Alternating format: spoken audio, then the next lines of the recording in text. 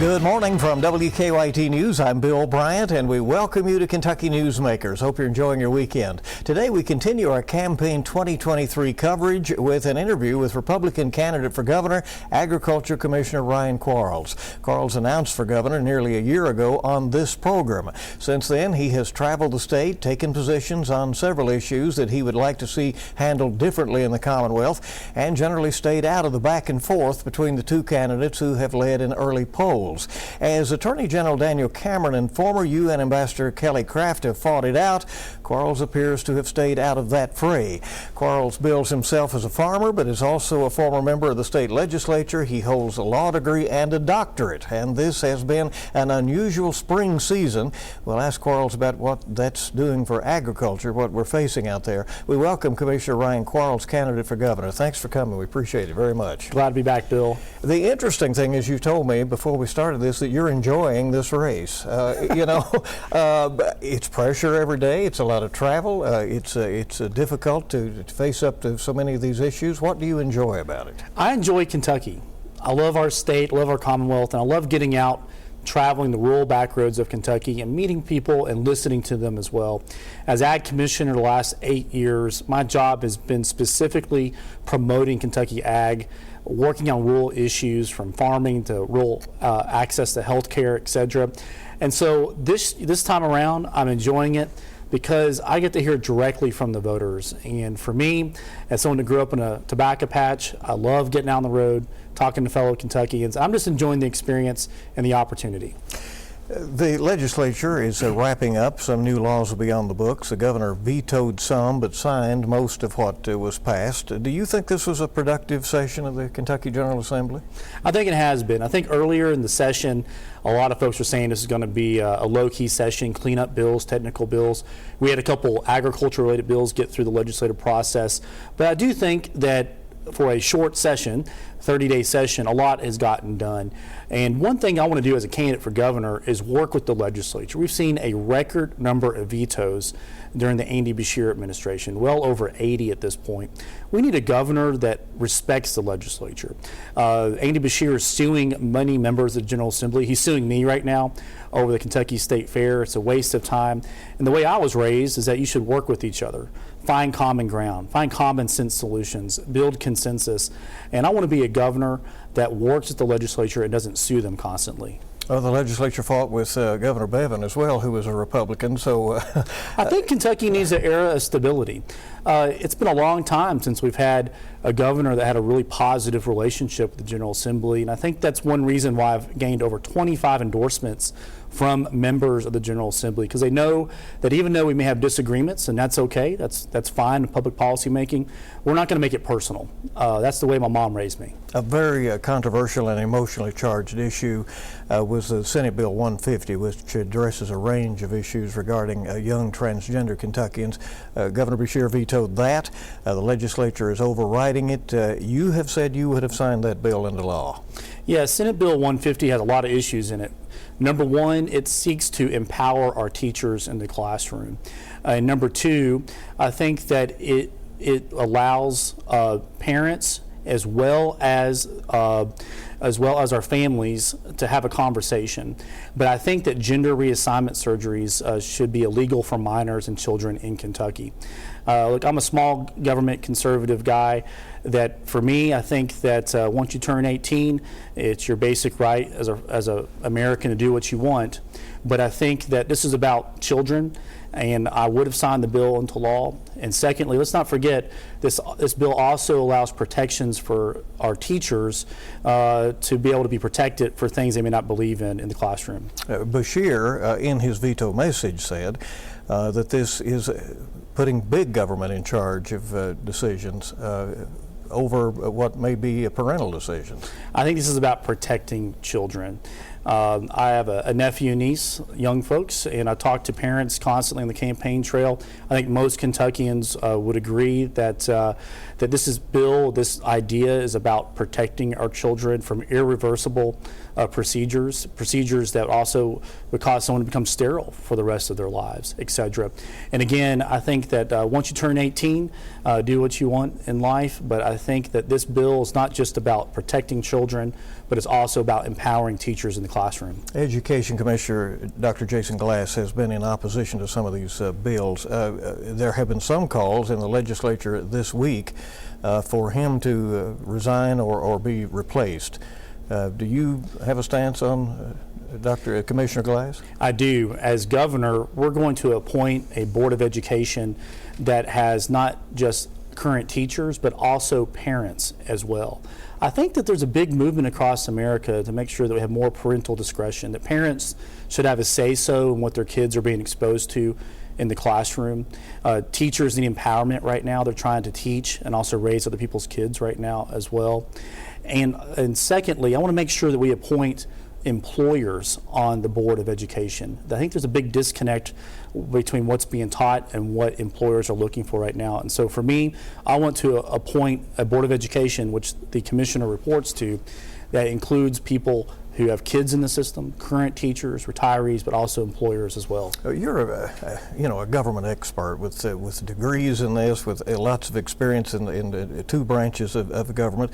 When you look at the local decisions versus the state decisions, it seems to be, well, if somebody believes in one thing, then they can get the state to go that way, that's the way they think the decision should be made, but if not, then it's a local decision, whatever the subject. And that's part of being part of government, is that from whether it's state, local, or federal issue, that's where I think I'll be an effective executive officer, an effective governor, because I want to work with our local officials. And for instance, and let's not forget about the federal government. We're pushing back against Biden's EPA right now because it would affect local farmers in Kentucky. And so I think that I've got the tone and tenure to be a responsible governor, one that's not going to go out there and pick fights and throw grenades every day, but one that's going to be a fighter for our state regardless of somebody's political background. And I value the relationships that I've built over the past 13 years as a legislature and as ag commissioner, particularly with our local elected officials. And we have over 230 endorsements of elected Republicans across Kentucky, including over 1/4 of our judge executives, mentioned 20 plus members of the General Assembly, but also well over 100 magistrates across Kentucky. And I can tell you this, our local officials, particularly in rural Kentucky, are begging for a governor that's going to, number one, respect them, number two, return their phone calls, and number three, a governor that's going to share the credit and not take the credit for everything. Let's talk about some of the scrapping that is going on that you say you're trying to stay out of. We've noted that Kraft and Cameron have been going after each other, each accusing the other of siding with Democrats to one extent or the other. Have you intentionally tried to stay out of their back and forth? Well, the way I look at it is that everyone in this race are my friends. There's 12 of us in this Republican primary. It's unprecedented. They're my friends before the primary, and they're going to be my friends after the primary. So I'm focused on nobody's race but my own. I'm spreading a positive vision for our state, one county at a time, and that's the way that I was raised, but I also think that that's makes for good campaigning as well. And we're going to continue with just 6+ weeks left in this primary to travel Kentucky. And so I'm not worried about what other candidates in the primary are doing. I'm just focusing on our race. Kraft and her pack are owning the airwaves, and so they're able to reach tens of thousands of people at a time with the message. Do you fear that if you're not involved in that discussion and those ads and that sort of thing, that you fight for relevance? Well, I think that our grassroots support is unmatched by anyone in this race. And I think that that's how you win a crowded primary, one that's going to have low turnout. We think there's only going to be about 325,000 total Republicans vote on the May 16th primary. And so for me, I've got 8 years of a proven track record, being an effective executive officer, a conservative leader that's cut the budget 5 times. We're doing more with less. And so I'm going to leave it to the voters. And one thing I've done is that I've traveled our state. I'm jokingly telling people I'm visiting every county twice and every Dollar General store once across Kentucky. So we know a lot of stops ahead of us. But I think our advantage in this race is no secret, is that we are the grassroots, people's first campaign. I'm proud of the work that we're doing, and we will get up on the airwaves. But for me, call me old-fashioned, but I'm a retail guy. I like to go out and shake hands and ask people directly for their votes. If you do just a little division of 325,000 votes, you're saying something like that. I mean, You're saying 50 or 60,000 votes are going to win this nomination, or could? Probably a little bit more than that. And if you look historically at Republican primaries on these off-year elections that Kentucky has, you don't need a lot of votes to earn the primary nomination. So we're going to have enough votes, and we're going to have the budget that wins on May 16th. Kraft named a running mate, even though the law no longer requires that, picking State Senator Max Wise. Is there a chance you'll name a running mate before the primary? There's always a chance, and that's part of the campaign strategy. Are you talking to anybody? We're talking to folks that are interested, but our campaign strategy is one of the few things that we're able to keep to ourselves right now. But I'm looking forward to building the strongest ticket possible to not just win the primary, but win the general election in the fall, because this will be a hotly contested race.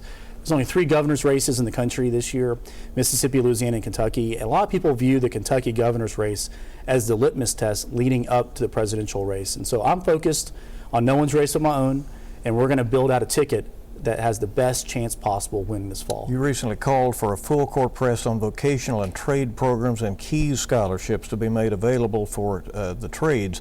We recently talked to Dr. Aaron Thompson on the Council of Post-Secondary Education, who says he can't figure out what young men in particular are doing. They are they're not going to college in the numbers they used to, and they're not entering the workforce. What's happening? Well, I'll tell you what happened in my household. We grew up working, and I'm so thankful that I had a dad that put us to work and a mom who's a public school teacher. And I want to put that education doctorate of mine to work. I think that if we want to promote our vocational trade programs, we need to do it at an earlier age. I'm talking not high school, I'm talking middle school. If we find out there's a student like myself that like to work on engines or build Legos or come home with their hands dirty, let's make sure that we expose them to the jobs. And here's how we do it, is that we have to reset the clock and the attitude about jobs in Kentucky.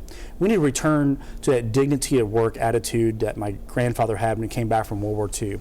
That we need to say, if you have a job where you get your boots dirty or come home with grease on your elbows, those jobs are just as important as white-collar jobs downtown. And guess what? They pay well. Just up in Fleming County, Kentucky, every month there's a welding school where a 20-year-old student graduates with a starting salary of $100,000 a year. And that's how we not only increase our workforce participation rate in our state, which is dismal right now. Just over half of able-bodied Kentuckians are actually working right now. And I think our vocational and trade programs are part of that solution to get our workforce participation rate up. And plus, that's what employers are looking for right now. Do we need more people to move to Kentucky? Some say that's going to have to be the answer. I'm a big believer in our jobs. state that I think there's a lot of folks in our state, if they get the training and are exposed to the salaries and the job opportunities they have, a lot of folks, I would hope, would want to work here. But yes, I think we're in a growth mentality. We need a governor that thinks about growth, and it starts with not only our education system, but also infrastructure. So we're at 56% workforce participation. That's right. You think you can raise that? I think we have to raise it. We have no choice to. I don't like ranking low in our ratings. And you got to stop and think about it. The Beshear family has been in control of our state between Steve Beshear and Andy Beshear in some capacity for 24 years. And what has happened? Our pensions have gotten weaker. Our education ratings really haven't gone up a whole lot. And our ratings as a state, like workforce participation rate, can be argued has gotten worse. We need to try something different. And for me, it's about benefit reforms. We shouldn't pay people to sit at home and watch Netflix all day. We as taxpayers are paying for that. Number 2, it's our education plan about workforce development, vocational, skilled trade jobs as well. And then number 3, on day 1, the day I'm inaugurated, we are going to appoint a task force that works with that's zoned in on workforce participation solutions. So it's not just one thing. This is a cultural aspect that I think is going to take some years to fix. We're losing at least 6 Kentuckians a day to overdoses. Yeah. This is a problem that has gotten worse in recent years. Is there something we're not doing in the, in the fentanyl and drug realm that can be done? I think so. I think that we need to have a chief executive that's going to work with the General Assembly to say that drug dealers, if you're caught selling poison in our Commonwealth, there will be consequences, meaning you will go to jail. And plus, I think especially when it comes to fentanyl, I think that we can introduce legislation where people can be charged with felony accounts, homicide, for selling such a potent and deadly drug. But secondly, Bill, I want to be a second chance governor. I think that everyone knows someone who's suffered through the scourge of addiction, including myself. We all know folks. I want to be a governor that says we should let and give the resources to people who want to go through recovery that second chance so they can rejoin the labor workforce. I know it doesn't work for everybody, but I think we need to have serious consequences for drug dealers. Number two, a second chance mentality to get people back into the workforce. And number three, we may not be a border state, but we have border state problems. As governor, I'm going to call up Governor Abbott down in Texas and say, how can we be helpful? Do you need our assistance with Kentucky National Guard, et cetera, et cetera? What can we do as a regional multi-state approach to stop fentanyl from getting into our community? Governor Beshear says he took steps in 2020 to save lives by closing businesses, limiting the size of gatherings, and requiring masks in most public places. You were critical of him then, and you are now. Of course, future governors have been stripped of a lot of emergency authority by the legislature, but would your approach have been different in the early days of no vaccine yet in the pandemic? Absolutely. Step number one, I would have picked up the phone and talked with people instead of making all the decisions all by myself.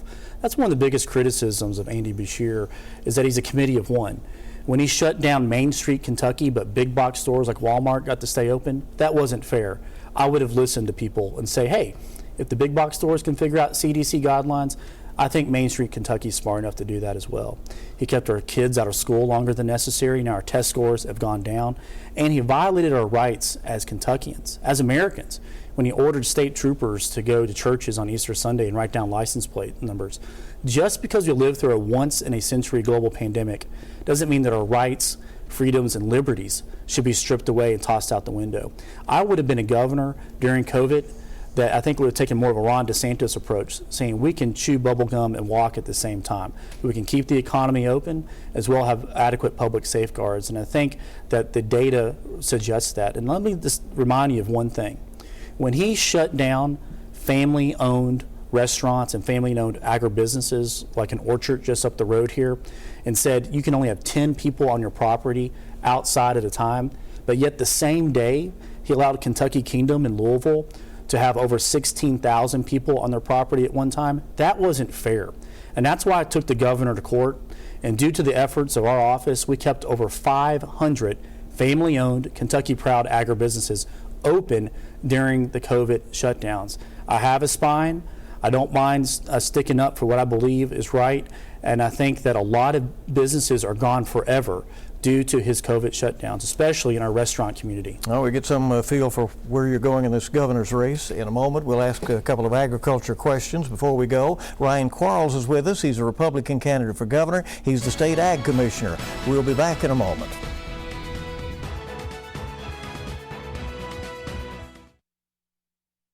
Welcome back to Kentucky Newsmakers. We're visiting with Ryan Quarles. He's a Republican candidate for governor in a crowded field of some 12 candidates. Nobody's ever been elevated from agriculture commissioner to the governor's office. Is it a good platform to run from? I think so. I think rural Kentucky, will say that I've done a great job as ag commissioner and that I've earned the trust. We've made great inroads in our urban communities with our farmers markets and farm to school programs. So I don't want to be defined by an office. I want to be defined as my views as a candidate. I encourage viewers to go on ryanquarles.com to explore those. And one thing that we're doing is that we're actually offering bold ideas every single week that will help improve Kentucky, whether it's a tax plan, whether it's our views on tourism in Eastern Kentucky, which just came out. We want to give voters some substance to chew on when they select their nominee. Some of those things, though, have been works in progress, right? I mean, the legislature has done a lot on inheritance tax in recent years. You have said you want to finish that job. Absolutely. I mean, whenever there is a punitive tax that destroys family businesses, when 30 plus other states have already gotten rid of it, let's finish the job. But children are exempt, spouses are exempt. There's plenty of examples where an inheritor of, say, a family-owned business like a Ace Hardware on Main Street, Kentucky, could get caught by the death tax. And so let's be pro-business. Let's finish out our journey towards a 0% income tax in Kentucky. And as governor, I will propose a budget this December that returns 100% of all coal severance monies back to the counties from which they came from. Would you propose a raise for teachers? I think that's correct. I think that they deserve a raise right now. You know, state government employees just got a 6% raise this year. They got an 8% raise last year. As the son of an educator, my mom spent 30 years in the classroom, and as somebody who's taught myself, I know that we need to increase pay, but we also need to increase the environment in the classroom. Because it's not just about retainment of teachers, it's also the recruitment of teachers.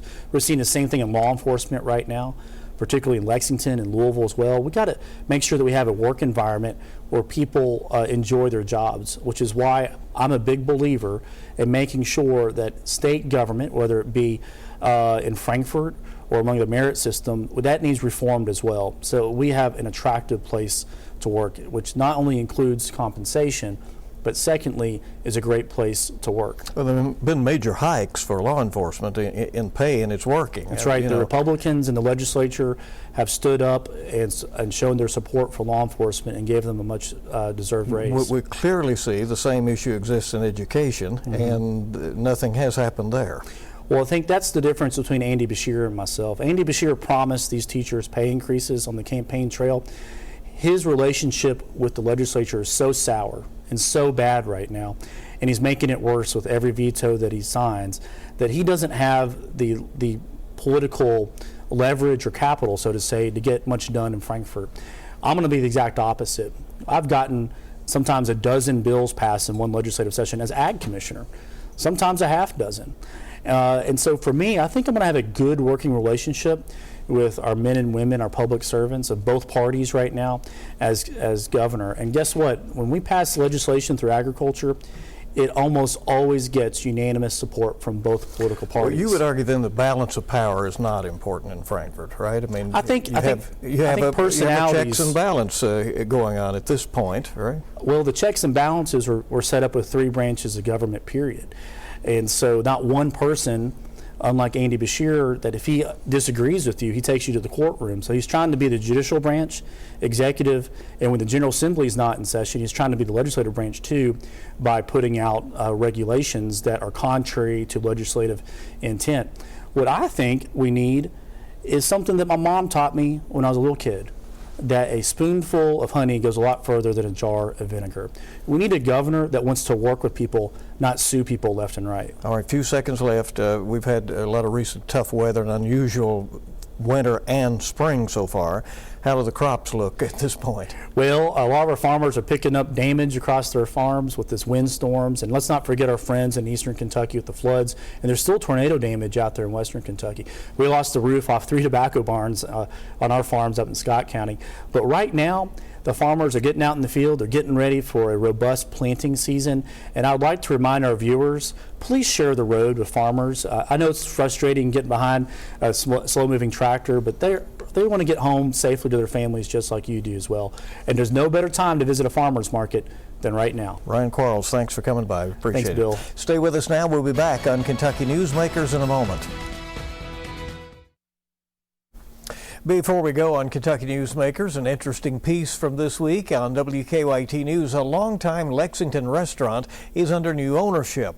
Charlie Brown's has been a staple in the Chevy Chase area for nearly 50 years. It's now in the hands of new owners, and WKYT's Samantha Valentino and photojournalist Darnell Crenshaw talked with them about their plans for that Lexington landmark. When I was in college, that's what we drank here. Right. We drank white. If you're going to drink a White Russian, this is where you would go to get it. On Tuesdays at noon, friends Mark Bell, David Perry, Larry Jenkins, and John Lovern. There's never been a run-first quarterback in the modern era of the NFL. Gather for lunch at Charlie Brown's and talk about everything. They've been regulars since the 70s, their UK college days. Poker's about the only thing I bet on. The Euclid Avenue restaurant's mood is dim, eclectic, laid back, and they want to keep it that way. This is socializing. Charlie Brown's has new ownership. Chris Beeler and 2 other owners are in charge. After 50 years in business, will there be any change? We're not changing anything. The menus all staying the same. The interiors all staying the same. We don't want to change anything at all. You know, the restaurant's been open for 50 years, and that's a good enough reason not to change anything. After 40 years of managing and serving tables at Charlie Brown's, previous owner David Fuller is hanging up his apron.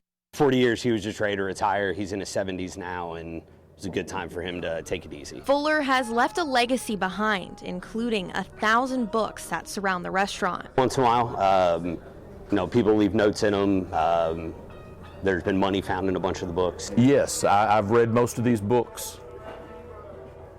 There are probably some interesting titles here, but yeah, I come for the food. Bell says the only change he's seen here are the new TVs, and he's okay with that. It's a big deal for the regulars that have been coming here for decades that things stay the same. A lot of places change.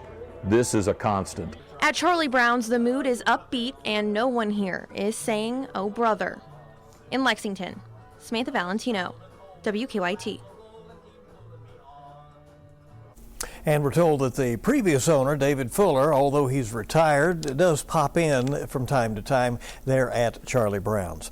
All right, the 2023 legislative session, as you know, is over, and it was very busy on that very last day of the session, Thursday. Medical marijuana was legalized, sports betting has also been approved, and a compromise on the bourbon barrel tax rollback also passing the state legislature, all of that being sent to Governor Beshear.